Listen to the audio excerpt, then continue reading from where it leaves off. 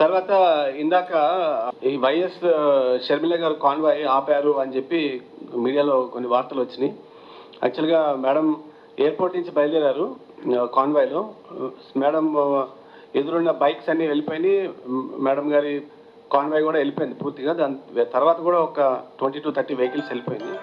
ఆ తర్వాత ఏదైతే ఒక 50 to 100 వెహికల్స్ ఉన్నాయో కార్స్, అవి మన ట్రాఫిక్ నియంత్రణలో భాగంగా రొటీన్గా మనం అన్ని ప్రోగ్రామ్స్కి చేస్తుంటాము.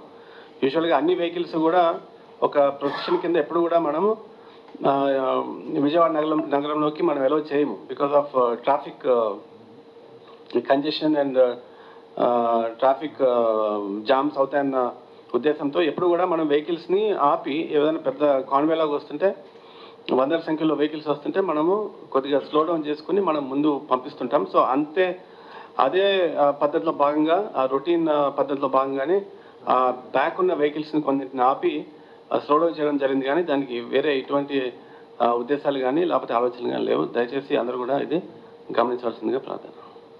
Thank you.